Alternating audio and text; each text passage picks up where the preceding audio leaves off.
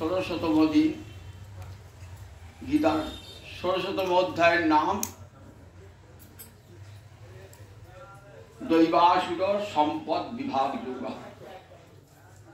নামটা শুনেই বুঝতে পারছেন যে আলোচ্য বিষয়টা কি।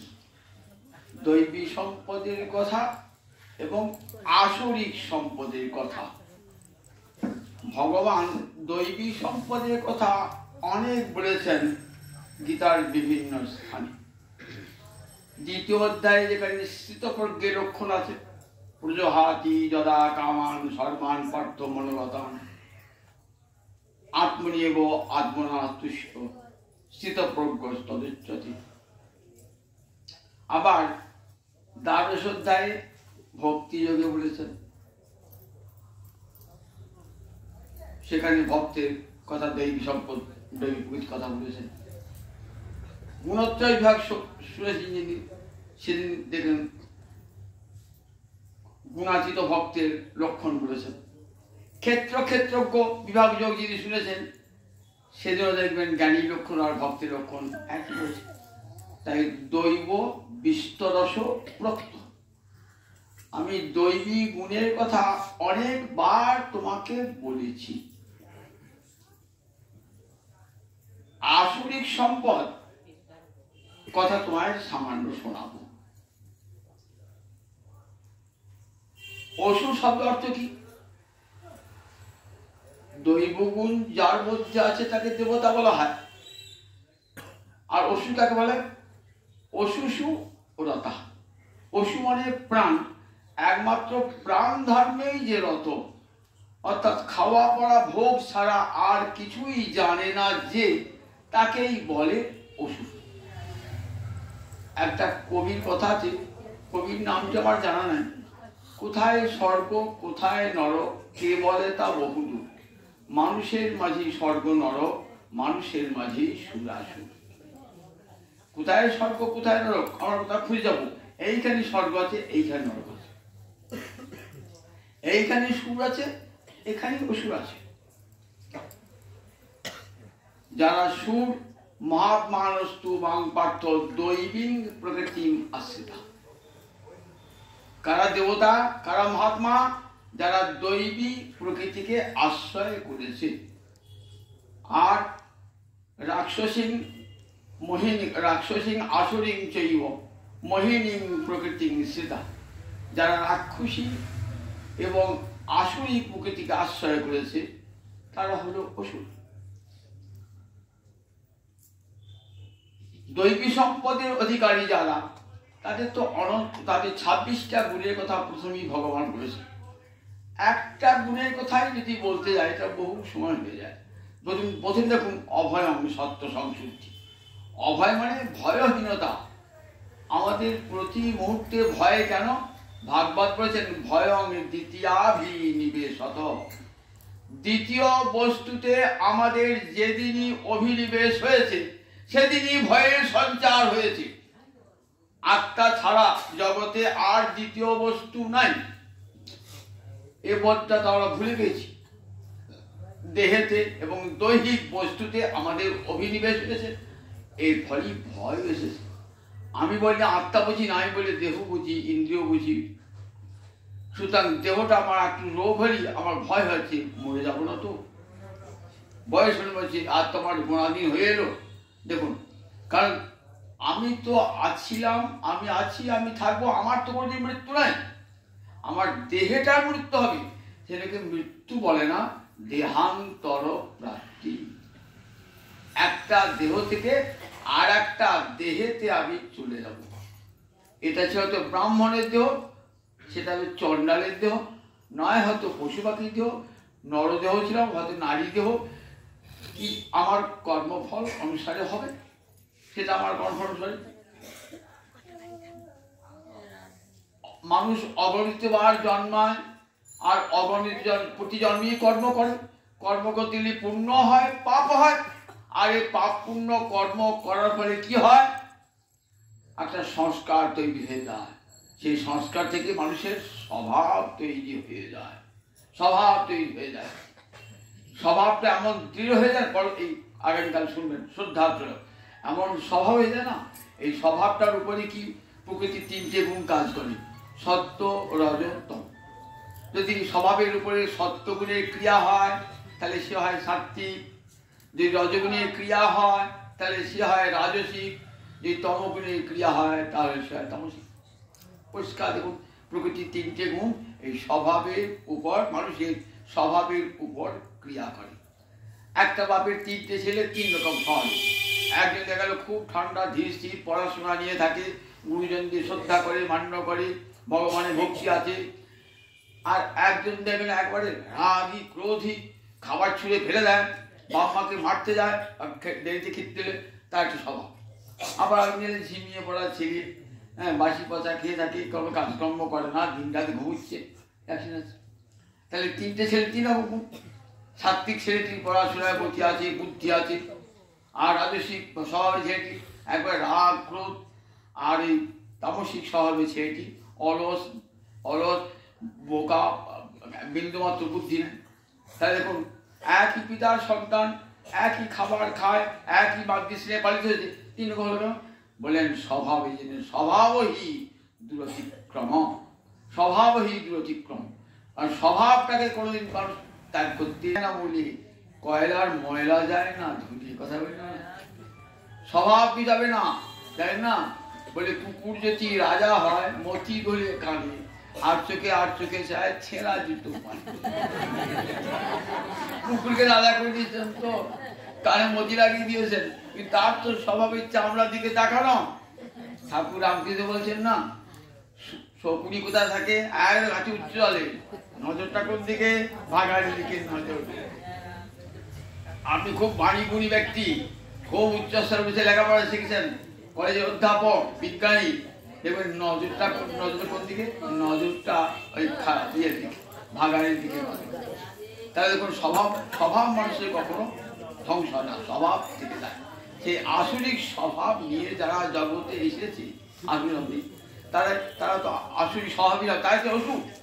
আর যাদের মধ্যে দৈবগুণ সম্পন্ন আছে, দেখুন প্রহ্লাদ অসুরের ঘরে জন্মালো, কিন্তু দৈবগুণ সঙ্গে নিয়ে এলো, তার দেখুন ভয় আছে। আমরা একটা সাপ কোথায় ঘুরে বেড়াচ্ছি, বাবরে এখান থেকে মন্দির ছুটে পালা বুঝে দেখি, সবাই ছেড়ে বলবে সাপটা কামড়াতে আসে, সাপটা থেকে ভয় পাচ্ছে। আর অসংখ্য সাপের মাঝে ফেলে দিয়েছে প্রহ্লাদকে, ভয় আছে। কারণ প্রহ্লাদ জানেন রক্ষী সতীতি বিশ্বাস, আমাকে গোবিন্দ রক্ষা করবেন, এই দৃঢ় বিশ্বাস তার অন্তরে আছে। সে তো গোবিন্দ চরণ, এই দেহটা গোবিন্দ দিয়েছে, রাখতে হলে তিনি রাখবেন, মারতে হলে তিনি মারবেন। আমার মরণের দিনে আমার নিজের জন আমার কোনো বাতিল রক্ষা করতে পারবে না। আমাকে যে যত ভালোবাসুন আমাকে রক্ষা করতে পারবে না।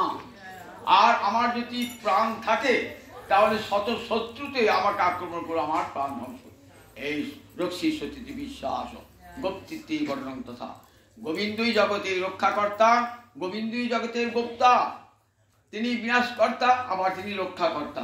এই বোধ অন্তর থাকতে অভয় সত্যগুণের মানুষের এই অভয়টি আসে।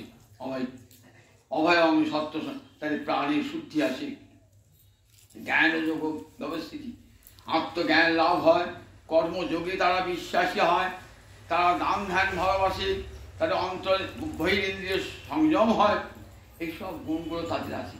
আর আসরিক স্বভাব যাদের, তাদের কি স্বভাব না, তাদের ধন সম্পদ থাকলেও না আরো ধন সম্পদ হোক, আজকে একে হত্যা করে যে আমার সম্পদ হয় তাই হবে, তাই করব। দেখুন অসুর আর দেবতা মহাভারত পড়ে দেখা যাবে। যুধিষ্ঠিরকে দেখুন দেবতা, আবার দুর্যোধনকে দেখুন অসুর, আর কিছু না অসুর।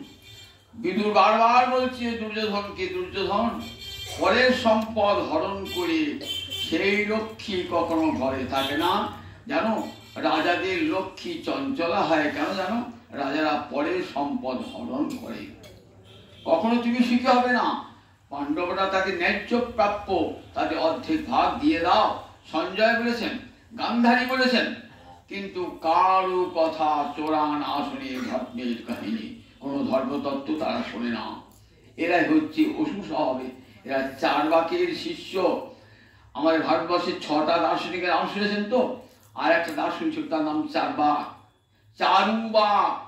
চারবাক সে ভোগবাদী জনবাদী, সে বলতো দেখো বাঁশ ধরে কাপড়কে বাঁচবে, সুখে বাঁচবে, ঋণং কৃত্বা ঘৃতং জীবে যাবৎ জীবে শুভম জীবে, ঋণ করে ঘি খাও, যদি বাঁচো সুখে বাঁচো। ওই আত্মা বলে কিছু নাই, পরলোক বলে কিছু নাই, স্বর্গ বলে কিছু নাই, ভগবান বলে কিছু নাই, আত্মা বলে কিছুই নাই। দুর্যোধন এর সখা, এই চারবাকের সখা ছিল দুর্যোধন। চারবাকে কোনো গ্রন্থ পাওয়া যায় না, কিন্তু তার গুরুত্ব দার্শনিকরা তার মতগুলো মামলায় তুলে ধরেছে। এই অসুর প্রকৃতির লোকেরা তারা জড়বাদী, জড়ভোগী, ইহজগতের ভোগ ছাড়া তারা আর কিছুই জানেন না। আজ এটা পেয়েছি, কাল সেটা পাবো। যদি একটা শত্রুকে হত্যা করে পিতা তাই পাবো, তাতে কোনো দুঃখ নেই। মারলে কি ক্ষতি হবে? কোনো ভাব হবে না। নর বলে কিছু নাই, যম বলেও কেউ নাই, দণ্ডদান করবে না। দেখুন এই বোধ তাকে অন্তরে দৃঢ় হয়ে দেয় ওষুধে। এই তিনি সম্পদ বলেন দৈবী সম্পদ বিমোক্ষায়।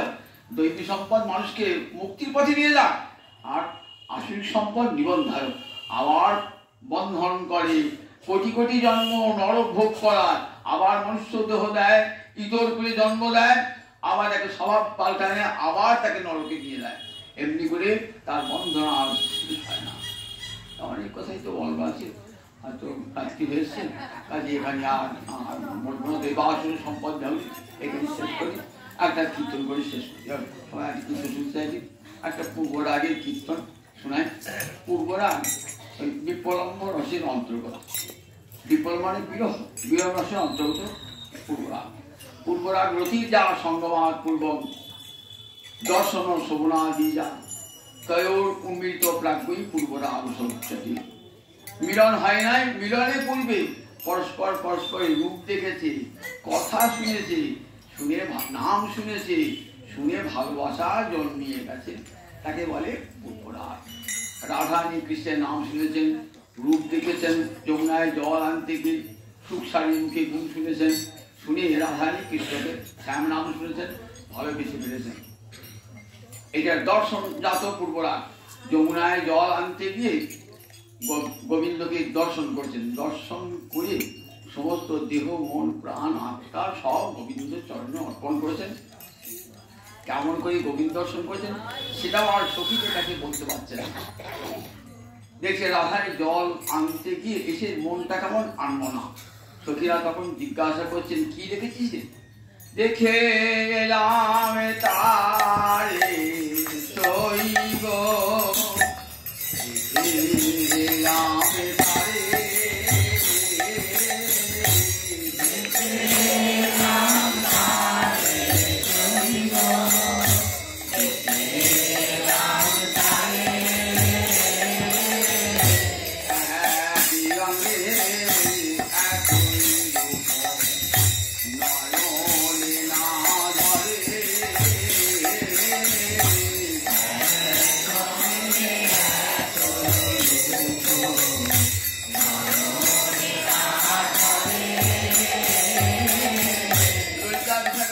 কেমন দেখলি? সেই শ্যাম সুন্দরকে কেমন দেখলি?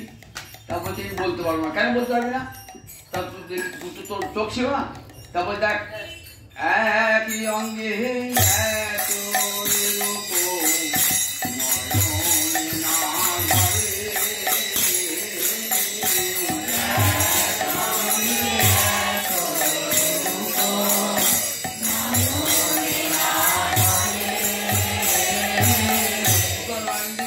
দেখেছিস তো? বলছে হ্যাঁ দেখি। নয়ন বলিতে পারে না,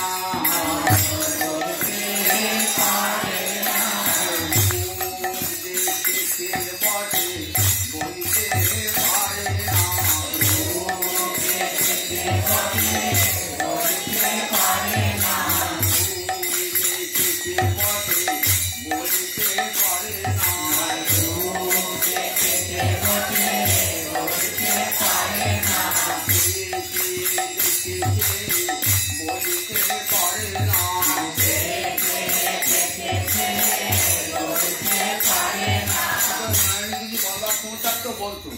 আর বদন বদন চেয়েও বদন দেখতে পায় না, বলতে পারে বটে দেখতে পায় না।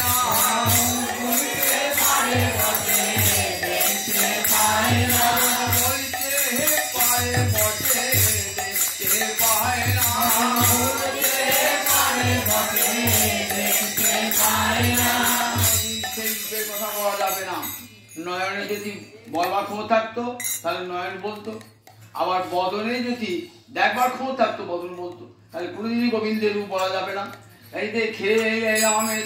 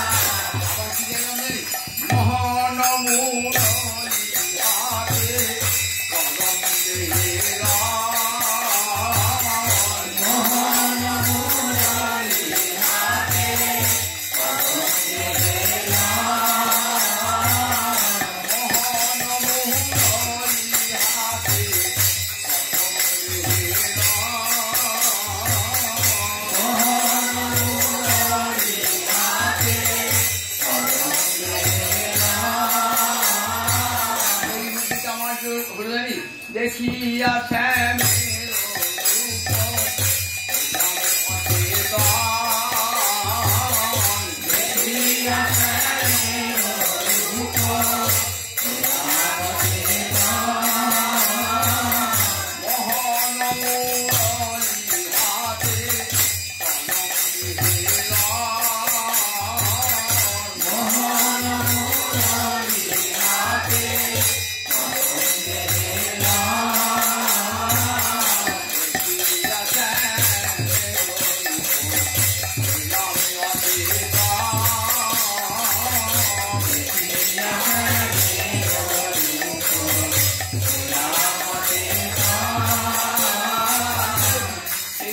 আমার কি হলো কেমন অন্তরে আমার প্রতিক্রিয়া সৃষ্টি করলো দেখো গৃহ কর্ম করিতে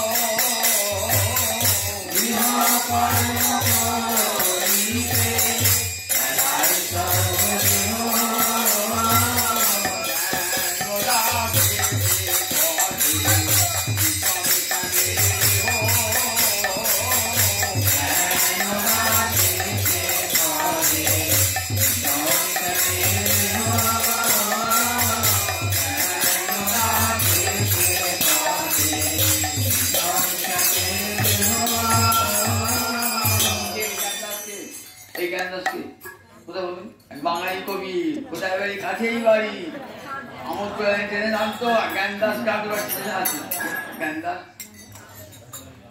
জ্ঞানদাস নিতাই চাঁদের শিষ্য ছিলেন জ্ঞানদাস আজীবন চিরকুমার ছিলেন তারই সত্যবিরাসী ভাব শিষ্য জয়